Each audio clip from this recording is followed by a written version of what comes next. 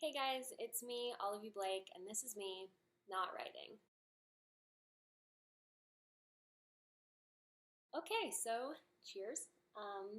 So, first of all, sorry for the delay, but the pre-order for Lovely Tangled Vices is now available. So it's only the ebooks because they don't do that for paperbacks. So if you want to get a paperback, which I do often recommend, they are more expensive, but if they are available in your country, I always recommend them because the illustrations that little Kimura does look so much better when they're printed.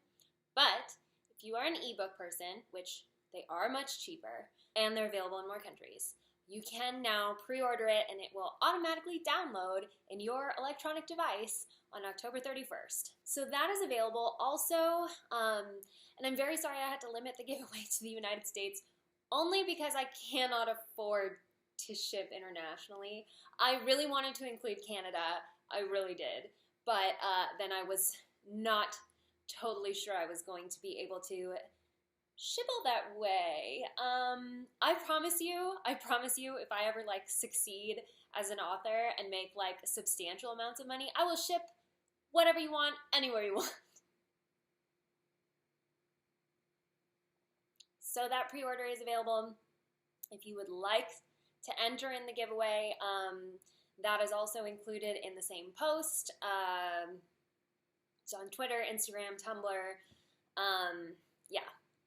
So yeah, Lovely Tangled Vices is in the process of going through its final edits. I am getting the illustrations. The cover is pretty much finalized. It's starting to be a real book, which is always a really fun thing. And yeah, I'm really excited for you guys to read it. Okay, so I guess we can just jump right into stuff. Okay, so your last video came out at almost the perfect time as my husband is really struggling with the boring parts of our life. I agree there's more to talk about than whether the dog needs to go out or what we're going to do for dinner, but I'm not sure how to talk about it without becoming the boring wife who reminds you of your responsibilities. Relatable. How do you and Mr. how do I and Mr. Blake deal with the nuts and bolts of life together?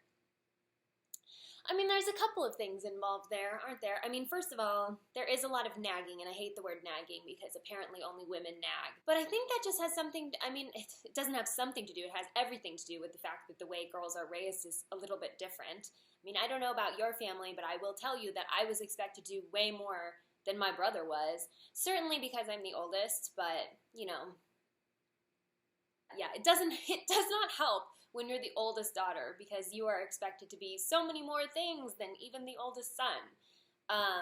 Mr. Blake, for example, is the oldest son, but he's not the oldest child. And his sister is very like me. It's just like, there's all these things that need to be done. Like, why haven't you thought of all this stuff? And he's just like, people always take care of this for me. I have a question about the patriarchy later. I don't need to get into it right now. But I will say the patriarchy prepares women to be wives in a way that it does not prepare men to be husbands. Okay, in terms of not letting things get boring, though, my advice for that would just be to make sure your life, you, isn't boring, doesn't feel boring to you.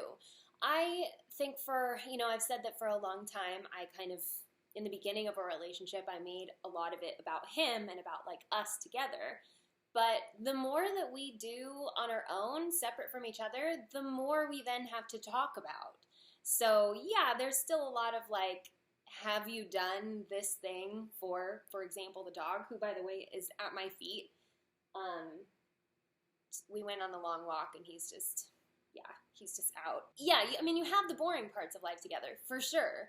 I'm constantly telling Mr. Blake that he needs to do things that he hasn't done. But if you do things that make your life fulfilling, then you have something to talk about. So then, yeah, you have the argument about what are you going to do for dinner.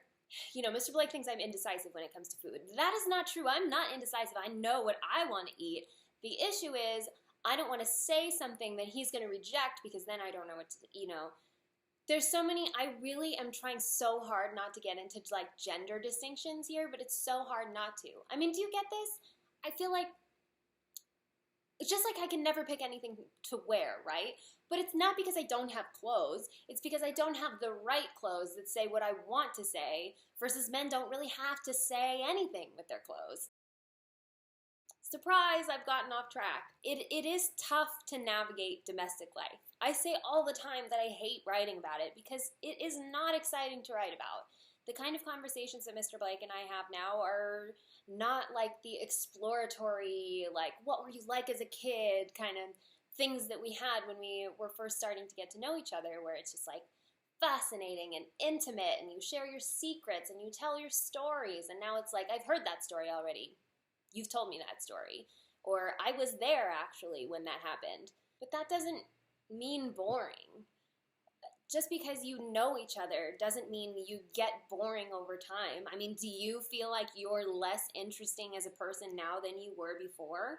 If you do, then that might be part of the problem. Maybe you need to have a little bit more stuff on your own. I mean, I keep saying this because it's something that I think people in relationships don't really realize.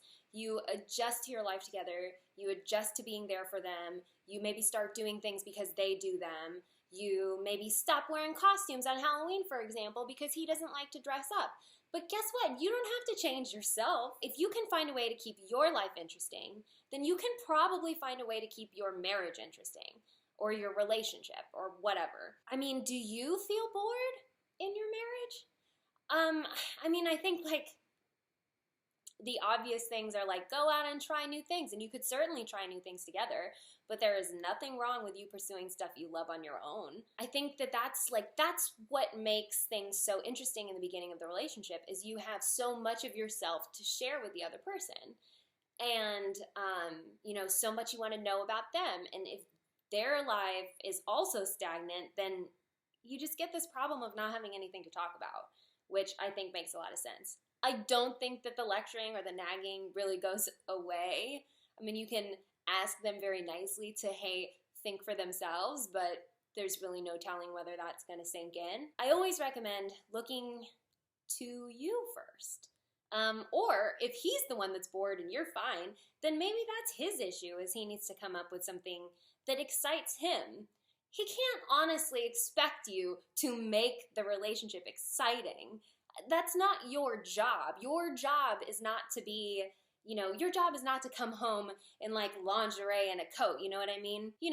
Like the whole trench coat with just the lingerie underneath. I feel like, everybody tries that early in the relationship. Maybe not everybody. I tried it.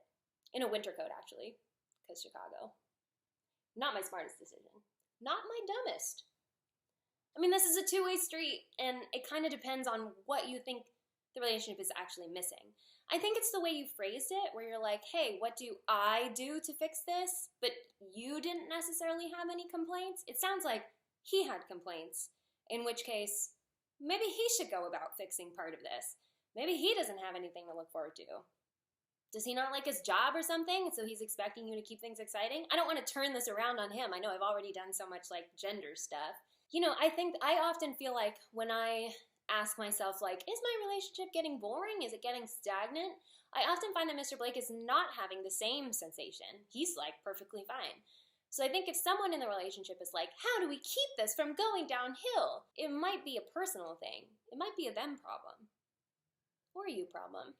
Which makes it an us problem. I get that. But yeah. Try something new. Either together or apart. Maybe both.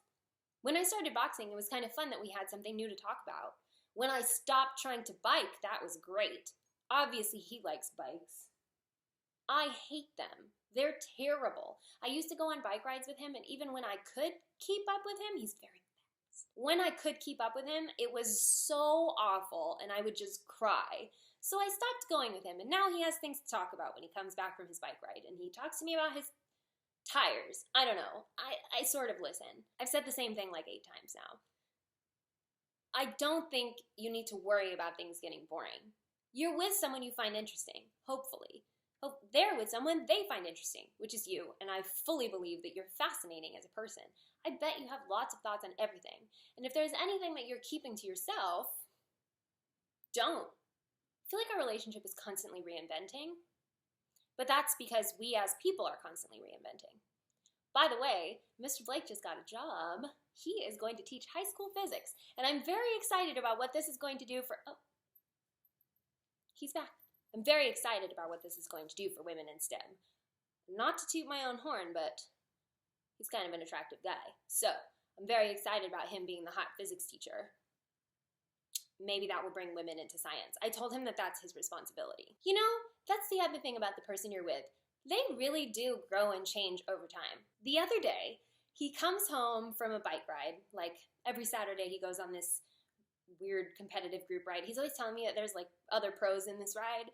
And he's always telling me about, like, who he beat in some sprint. And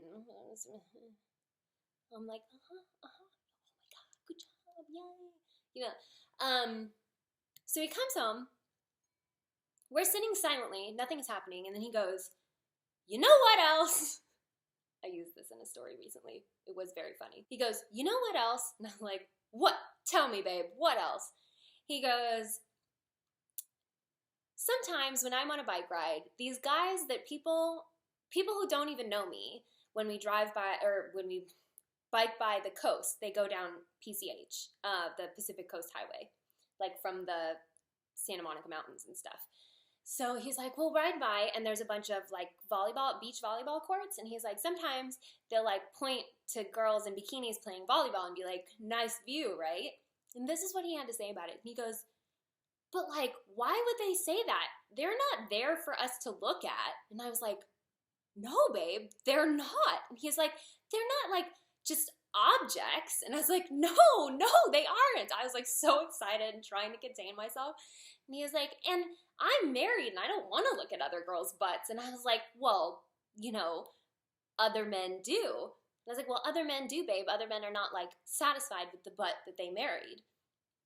And he was like, but then why did they marry it? And it was just this fascinating conversation of him just, like, questioning gender roles without really being aware that he was doing that.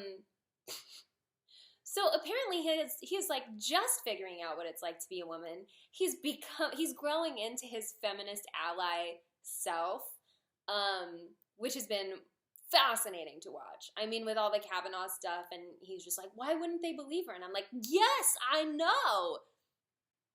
He was like, why would she lie? And I was like, I know. And he's honestly asking himself these questions. There's so many. I don't really know why I'm telling you this story. I'm just saying that, like, a person his age should probably have thought about these things before.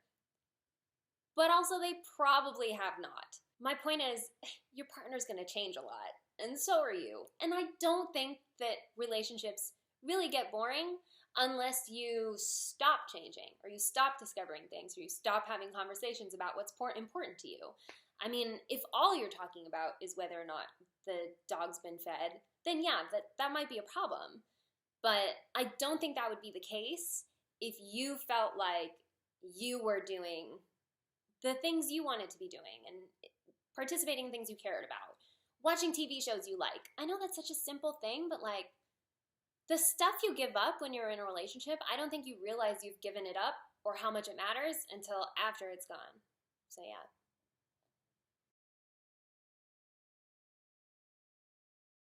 Thoughts on finding a rebound, unhealthy or sometimes necessary? It really depends why the relationship ended. I think in a lot of cases a rebound is helpful, but very rarely do you realize they're a rebound. Also, very rarely does the rebound realize they're a rebound. So you do have a very high potential for hurting someone. I do not ever recommend jumping right into another relationship. I do think that if you enter a serious relationship after a serious relationship has just ended, the likelihood it's going to last is pretty low. When you're coming out of a relationship, you're very focused on the needs that weren't met, which could be any number of things. Maybe you were with someone who prevented you from being yourself. So then you look for someone who lets you do whatever you want, aka they probably let you step all over them. This is something that happened to me a lot. It's just like I would date someone after the relationship failed, and I'd be like, well, that person was very upset about these qualities that I have, and you're not allowed to say anything about what I do. And then they don't. But then that's not very good either, is it? That's someone who's never going to fight you. That's someone who's never going to tell you when you're doing something wrong, which is something that's super necessary in a relationship. You need someone who feels like they have the autonomy to say, hey, treat me like a person. But in some cases, like I have a friend, for example, who struggles with physical intimacy. When her relationship ended, part of the problem was that she didn't have any physical attraction to the person she was with, really, or like that had kind of gone away, but she found it difficult to be intimate with other people. So, does she need a rebound? Yes, because she needs to find proof that it is possible to be attracted to someone, to feel that chemistry, just to know that it's real, that it's there. She doesn't necessarily need to be in a relationship with the next person she has some sort of intimacy with, but I think for a person like her, who's coming out of a relationship like that, where she just sort of felt very secure and safe where she was, and then it became sort of a fear thing about leaving the relationship, a rebound's going to help her. It's going to help her see what else is out there. It's going to help her identify what she didn't like about her past relationship and what she might be looking for in the future. Does that mean that her rebound is going to be the one? Probably not. I don't think anybody's rebound is the one. I'm sure it's possible. I think it's highly unlikely. Just in general, when you're coming out of a serious relationship, the next person that you date they're probably going to get hurt. So definitely try not to make promises you know you can't keep.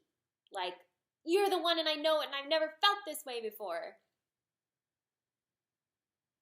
Wait like a week. If you have that feeling, because you might, because brains are tricky things and so are hormones, just wait like a week. Dearest Olivie, goddess of the written word and patron saint of hard truths, please tell us how to bring down the patriarchy once and for all.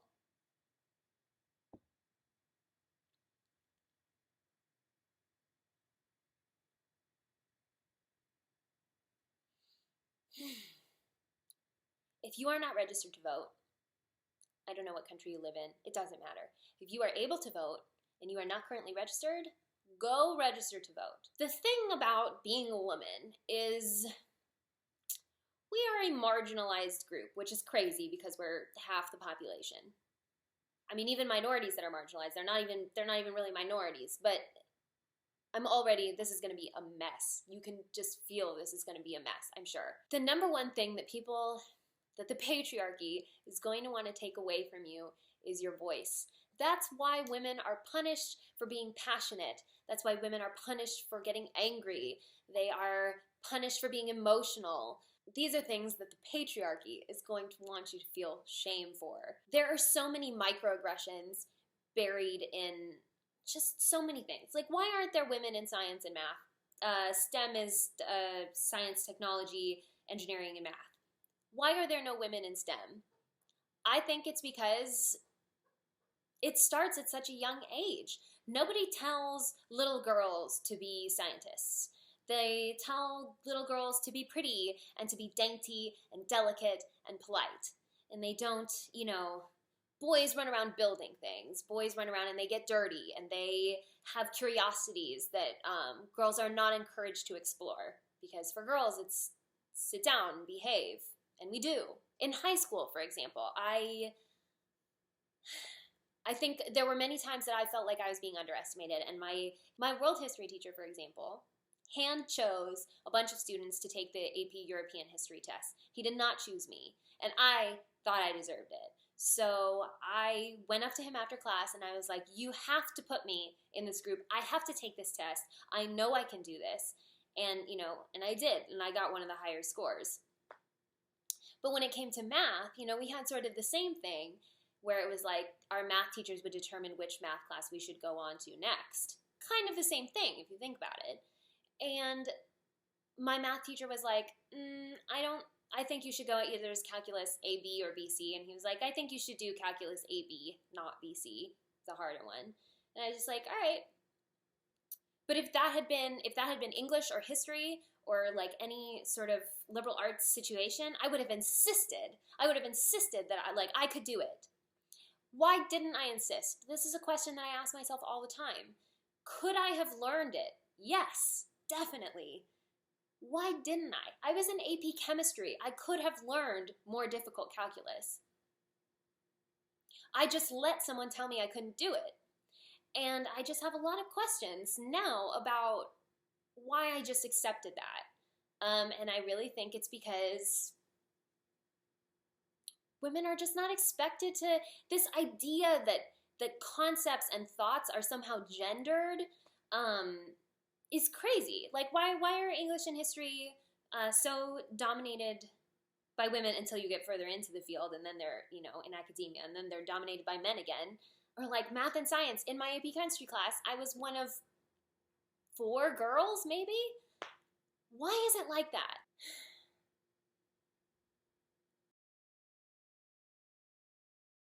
I don't know how to destroy the patriarchy, but I know that you can't be silent. I know that the one thing we cannot be is silent. And I think that as women, we need to understand which of our thoughts are socially programmed into us. Let's put this in terms of stories, okay? There are 2 stories that I've written that a lot of people have given me a lot of shit for: Nobility and Paradox. And at the crux of both of these stories are people who have a problem with one of the female characters.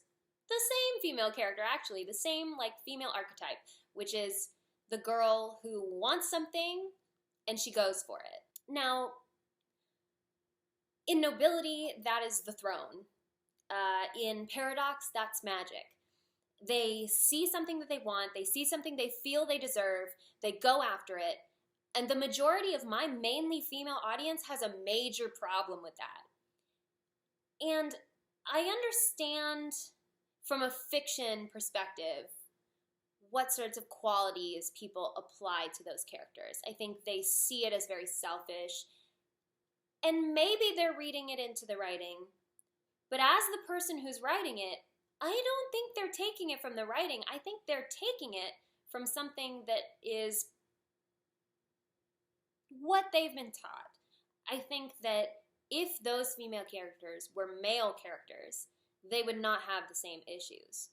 And I think my kind of proof of this is, later in the story, one of the female characters decides to take what she wants, right? But what she wants is a romantic relationship.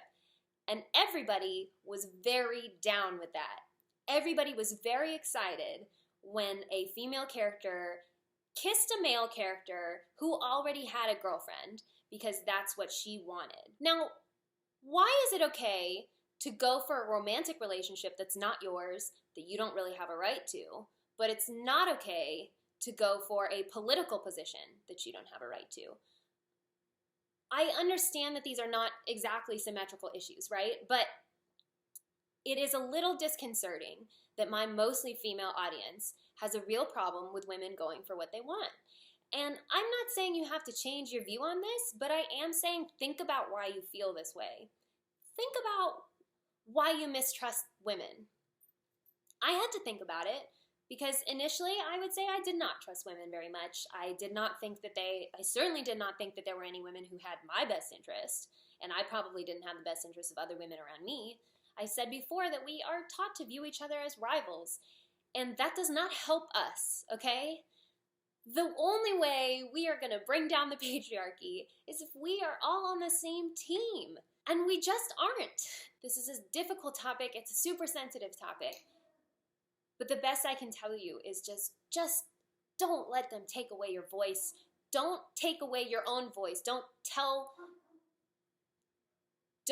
let yourself believe that your voice does not matter or that it doesn't count for something, because it's all you have. It's all we have. It can be taken away from us at any moment. If it's something that's given to you, it can always be taken away. So use what's at your disposal. Be as vocal as you can.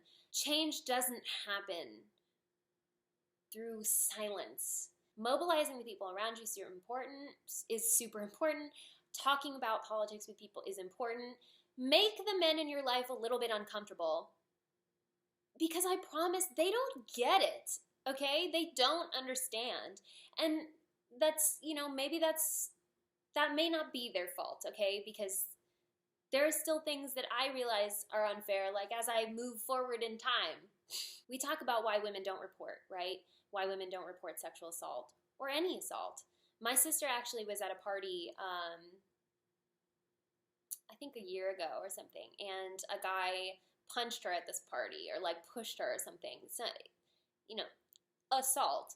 And the next day she tried to file a police report, and the police told her that they were like, well, were you drinking? And she's like, well, I don't see how that's relevant, because whether I was drinking or not, he still assaulted me. And they were like, okay, well, just so you know, nothing's going to happen, and this is just going to be really inconvenient. They were like, we're going to have to file a report, someone's going to talk to you, and it's just going to take up a lot of your time. It's going to be very uncomfortable. Are you sure you want to do this? And she texted me, and she was like, do I want to do this?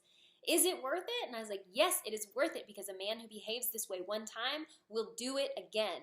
And someday, some woman is going to need your report. Some woman is going to say this happened, and they're going to say, where's your proof? And you are going to be the person who gave them the proof.